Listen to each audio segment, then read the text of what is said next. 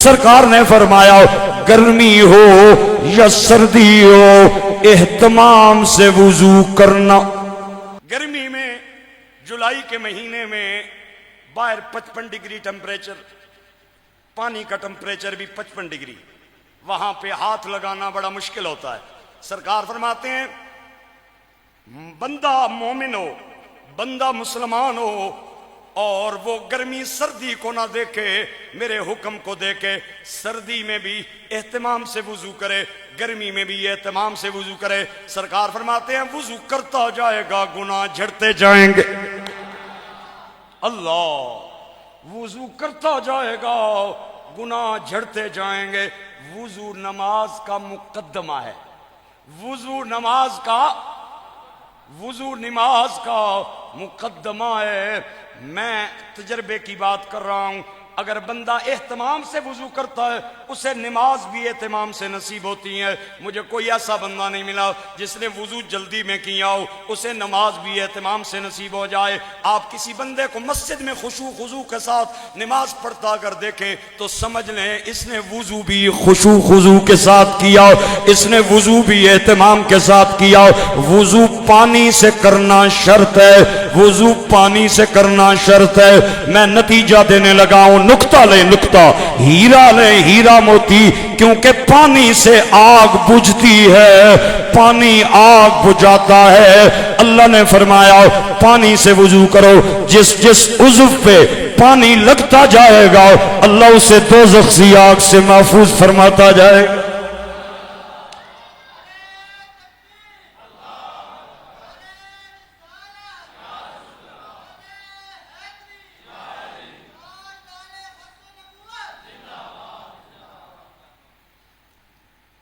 وضو میں پانی شرط ہے، اہتمام سے وضو کیا جائے۔ جس عضو کو آپ دھویں گے اسی عضو کے گناہ جھڑ جائیں گے۔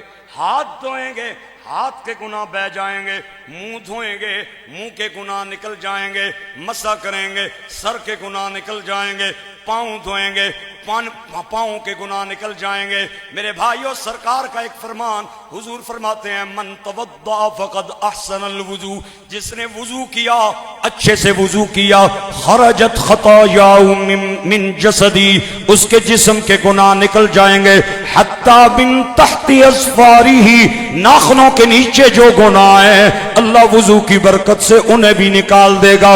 امام اعظم ابو حنیفہ رضی اللہ تعالیٰ عنہ نے ایک نوجوان کو وضو خانے پہ وضو کرتے دیکھا، اور جب وہ وضو کر رہا تھا اس کے وضو کے پانی میں امام صاحب نے ایک گناہ کے بہ جاتے ہوئے کو دیکھا، اور جب وضو کر کے فارغ ہوا نوجوان کو آپ نے بلایا، فرمایا بیٹا زنا نہ کیا کرو، بدکاری نہ کیا کرو۔ نوجوان بڑا حیران ہوا، اس نے کہا حضور آپ کو کیسے پتہ چلا؟ آپ نے فرمایا جب تو وضو کر رہا تھا وہ گناہ میں نے نالی میں بہتا ہوا دیکھا ہے۔ آباد رہے۔ وہ گناہ میں نے نالی میں چلتا ہوا دیکھا۔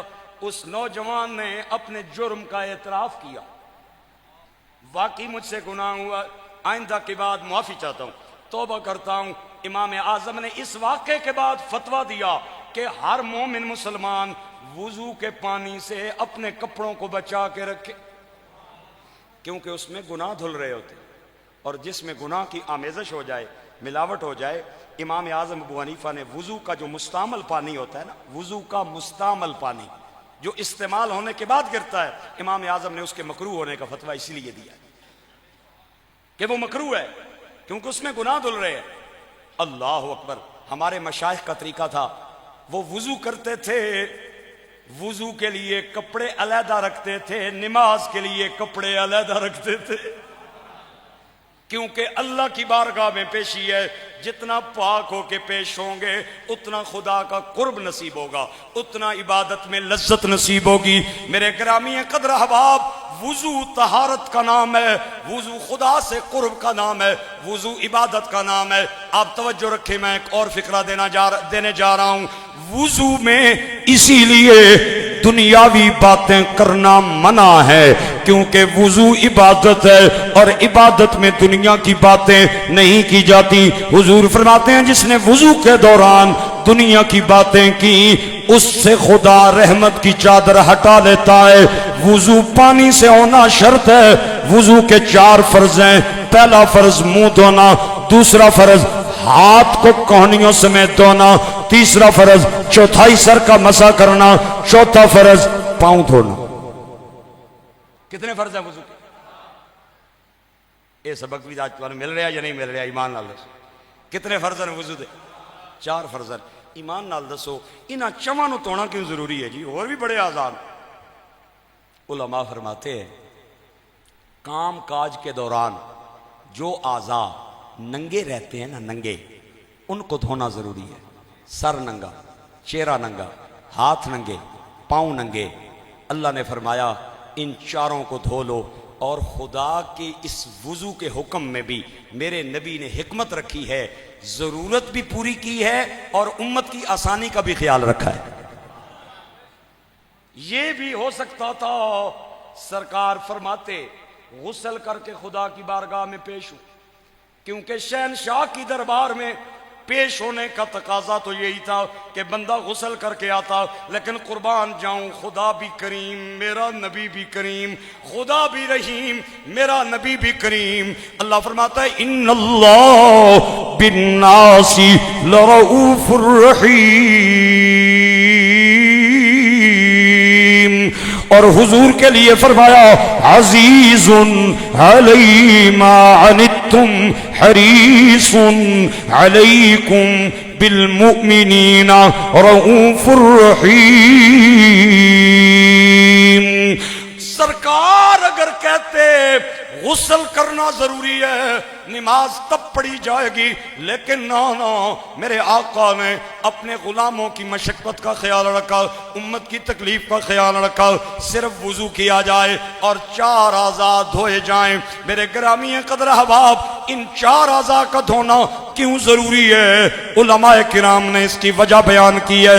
آپ فرماتے ہیں جب حضرت آدم کو اللہ نے شجر ممنوعہ کے پاس جانے سے منع کیا اور فرمایا لا تقربا هذه الشجرة فتكونا من الظالمين، اس درخت کے قریب نہیں جانا۔ آپ اس درخت کے قریب چلے گئے، آپ پاؤں سے چل کے گئے، پاؤں کے دھونے کا حکم، آپ نے اس کے پھل کو ہاتھوں سے اتارا، ہاتھوں کے دھونے کا حکم، منہ سے کھایا، منہ کے دھونے کا حکم، اور پھل اتارتے ہوئے شجر ممنوعہ کے چند پتے آپ کے سر پہ گرے۔ اللہ نے فرمایا سر بھی دھویا جائے تاکہ آپ کو اپنا قصور یاد رہے۔ ہم 5 بار جب ہر نماز کے وقت وضو کرتے ہیں، مجھے اور آپ کو اللہ یہ یاد دہانی کروا رہا ہے کہ شجر ممنوعہ کے قریب جا کے جنت سے نکل گئے، اب نہ کرنا وہ کام جس سے میں ناراض ہوتا ہوں، نہیں تو جنت سے محروم ہو جائیں گے۔ بابا بلے شاہ قصوری آپ فرماتے ہیں میں قصوری میری ذات قصوری، میں قصوری میری ذات قصوری، تے وچ قصور دے رہندے عقل ہووی تے رمز پہچانے مڑ مڑ تینوں کہیں دے۔ میرے گرامی قدر احباب 4 اعضاء میں 4 اعضاء کا وضو میں دھونا فرض ہے۔ علماء کرام فرماتے ہیں ان میں 2 اعضاء عملی ہے، 2 اعضاء علمی ہے۔ میرا خیال ہے آپ کو یہ باتیں لطف نہیں دے رہی ہیں نا، اسی لیے آپ نہیں بولے۔ کو دوڑا سناواں او کو واقعہ سنا دیا، یہ توانو لطف نہیں آ رہا میں کیا کہہ رہا؟ علماء فرماتے ہیں وضو میں 4 اعضاء کا دھونا یہ فرض ہے، اس میں 2 اعضاء علمی ہیں، 2 اعضاء عملی ہیں۔ اے نکتہ جی، اے تحفہ جی، اج دی تقریر پھر تحفہ لے لو، جاؤ جاؤ جی کوٹھا کلا لو کہ یاد رکھو، دو اعضاء علمی، دو اعضاء، میں تمہیں کیا ہے یہ تقریر نہیں ہوندی روایتی، یہ سبق ہوندہ ہے جڑا تمہیں میں پورے ہفتے دی محنت کر کے سنانا، اس دے پیچھے میرا بہت سارا تجربہ ہے۔ دو اعضاء علمی، دو اعضاء، بولو بولو، دو اعضاء علمی، دو اعضاء عملی۔ علمی کیڑے کیڑے؟ دماغ تے سر علمی، چہرہ علمی، کیونکہ اس تے جتنیاں چیزاں لگیاں ہوئیاں نے وہ ذرائع علم ہیں۔ کان ذریعہ علم، آنکھیں ذریعہ علم، ناک ذریعہ، زبان ذریعہ، دماغ ذریعہ علم۔ دو علمی ہیں اور دو عملی ہیں۔ اے جڑے نا بچارے، اے تے ہوئے نا مزدور، اے تے اے تھلے، پیر بھی مزدور تے ہاتھ بھی مزدور۔ جو عقل آسی انہاں وہی کرنا، جو دماغ آسی انہاں وہی کرنا، انہاں شودیاں نہیں، اپنی مرضی تے تھئی کو نہیں۔ اے جڑی بستی ہے نا، اے عالمہ والی بستی، اے جڑی نگری ہے اے علماء دی نگری ہے، تے علم نو اللہ نے اتے رکھے ہے، ہائے ہائے ہائے، علم کو اللہ نے اونچا رکھا ہے اور مزدوروں کو اللہ نے نیچے رکھا ہے۔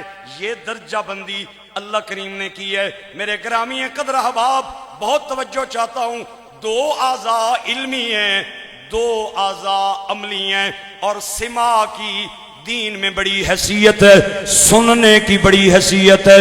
مجھے نبیوں کی تاریخ میں ایسے نبی تو نظر آئے ہیں جو بظاہر نابینا تھے، لیکن نبیوں میں کوئی نبی مجھے ایسا نہیں ملا جو کانوں سے بہرا ہو۔ حضرت شعیب کے بارے میں آتا ہے وہ بظاہر نابینا تھے، لیکن یہ نابینائی ان کا عیب نہیں تھا، اللہ نے ان کو دل کی بینائی عطا فرمائی تھی، کیونکہ نبی عیب دار نہیں ہوتا۔ لیکن کوئی نبی مجھے 1,24,000 نبیوں میں سے ایسا نہیں ملا جو سن نہ سکتا ہو۔ حضرت یعقوب کے بارے میں قرآن کہتا ہے وَبْيَضَّتْ عَيْنَاهُ مِنَ الْحُزْنِ فَهُوَ قَزِيمٌ، حضرت یوسف کی جدائی میں آپ کی آنکھوں کی بینائی چلی گئی۔ مجھے کوئی نبی بہرا نہیں ملا، ہاں بظاہر آنکھیں نہیں تھی، دل بینا تھا، کیونکہ سماعت کی دین میں بڑی حیثیت ہوتی ہے۔ میں ایک اور مثال سے آپ حضرات کو اپنی بات سمجھانا چاہتا ہوں اور خدا کی بارگاہ میں دعا کرتا ہوں اللہ کرے میں سمجھانے میں کامیاب ہو جاؤں۔ ایک آدمی جس نے بہت ساری حدیثیں سنی، حدیث پاک سنی، راوی ثقہ آدمی ہے، مستند آدمی ہے، اس نے اپنی تمام سنی ہوئی حدیثیں ایک کتاب میں درج کی، وہ کتاب بند کر کے اپنے بیٹے کو عطا کر دی اور بیٹے کو کہا یہ وہ میری حدیثیں ہیں جو میں نے بڑے بڑے لوگوں سے سماعت کی ہیں، حضور کے فرمان سنے ہیں۔ علماء فرماتے ہیں اگر بیٹا اس نے باپ سے سنا کچھ نہیں، صرف کتاب میں لیا ہے، اور اگر آگے روایت بیان کرے گا تو کتاب سے دیکھ کے کرے گا، اس کی روایت کو مقطوع قرار دیا جائے گا، اس کی روایت کی کوئی حیثیت نہیں، کیونکہ اس کا سماع اپنے باپ سے نہیں، باپ مستند تھا کیونکہ اس نے سنا تھا، بیٹا مستند نہیں ہے کیونکہ اس نے باپ سے سنا نہیں ہے، باپ کی لکھی ہوئی کتابیں پڑھ پڑھ کے سنا رہا ہے۔ اس سے یہ بات بھی ثابت ہو گئی سماعت کا ہونا علم کے لیے ضروری ہے، اور سماعت بغیر استاد کے نہیں آ سکتی، سماعت کے لیے استاد کا ہونا ضروری ہے۔ اس سے یہ بات بھی پتہ چل گئی انجینئر محمد علی مرزا جیسے گمراہ جو آج لائبریریوں میں بیٹھ کے کتابیں پڑھ پڑھ کے سنا رہے ہیں، کوئی استاد نہیں جس سے اس نے سنا ہو، ایسا بندہ انجینئر تو بن سکتا ہے، عالم دین نہیں بن سکتا۔ بات سمجھ آ رہی ہے؟ سماعت کا ہونا علم کے لیے یہ ضروری ہے، اور سماعت کے لیے استاد کا ہونا ضروری ہے۔ استاد ہوگا تو بندہ سنے گا نا بھائی جان، استاد نہیں ہوگا تو وہ کیسے سنے گا؟ اس لیے یہ بات بھی آپ ذہن میں رکھیں، دو اعضاء علمی ہیں، دو اعضاء عملی ہیں۔ اور جب تیمم کا حکم کیا تو تیمم میں یہ بھی ایک قانون ہے، شرائط کے بعد جب کسی چیز کو عذر کے بعد بدلا جاتا ہے تو اس کو آسان کر دیا جاتا ہے۔ ڈونلڈ ٹرمپ نے ٹیرف لگایا پوری ورلڈ میں، کسی پہ جناب 145، کسی پہ 250، کسی پہ جناب کتنا، چائنا پہ میں نے اتنا ٹیرف لگا دیا۔ لیکن پھر کیا ہوا، جب حالات خراب ہوئے تو پھر آہستہ آہستہ وہ پیچھے آنا شروع ہو گیا۔ یہ اصول ہے، یہ ورلڈ کا اصول ہے، شریعت کا بھی اصول ہے کہ جب عذر کی وجہ سے کسی چیز کو بدلا جاتا ہے تو اس میں آسانی کی جاتی ہے۔ وضو کس کے ساتھ کرنا ضروری ہے؟ پانی کے ساتھ۔ اگر پانی نہ ہو تو پھر اللہ کریم اگر ایسی چیز کا حکم دے دیتا جو پانی سے زیادہ مشکل سے ملتی تو پھر آسانی تو نہ تھی نا۔ اللہ نے فرمایا جہاں پانی نہ ہو وہاں مٹی پہ ہاتھ لگا لو، میں جانوں تمہاری پاکی، میں جانوں آپ کی پاکی جان۔ پھر مٹی کے ساتھ، ہاں، اور جب آپ نے تیمم کرنا ہے پھر 2 فرض ختم ہو گئے، 2 باقی رہ گئے، ایک علمی ایک عملی۔ پاؤں بھی نکل گئے، سر بھی نکل گیا، کیا رہ گیا؟ منہ رہ گیا اور ہاتھ رہ گیا۔ اچھا ایک بات مجھے بتائے، جب آپ وضو کرتے ہیں، بس آخری بات ہے، تقریر ختم ہو چکی ہے، جب آپ وضو کرتے ہیں یکدم پانی چہرے پہ پھینکتے ہیں یا پہلے ہاتھ دھوتے ہیں؟ پہلے چہرہ دھوتے ہیں یا منہ میں پانی ڈال کے کلی کرتے ہیں، ناک میں پانی ڈالتے ہیں؟ یہ بہت بڑا نقطہ، مجھے نہیں پتا کون سا میرا ایسا بھائی خوش نصیب جو میرے اس نقطے کو اپنے دل کی تختی پہ جگہ دے گا۔ سب سے پہلے چہرے پہ پانی نہیں بہاتے، پہلے ہاتھ دھوئے جاتے ہیں، پھر ناک دھویا جاتا ہے، ناک میں ڈالا جاتا ہے، پھر کلی کی جاتی ہے۔ اس کی وجہ یہ ہے کہ یہ ضروری نہیں ہے آپ جس نلکے سے پانی لے رہے ہیں، جس ٹوٹی سے پانی لے رہے ہیں، جس تالاب سے پانی لے رہے ہیں، اس کا پانی صاف ہو، پاک ہو۔ اللہ نے فرض کو بعد میں رکھا، حالانکہ فرض کا رتبہ پہلے ہے، سنت کا رتبہ بعد میں ہے۔ سنتیں پہلے آ گئیں، ہاتھ دھونا سنت، کلی کرنا سنت، ناک میں پانی ڈالنا سنت، چہرے پہ پانی بہانا فرض، فرض بعد میں، سنتیں پہلے۔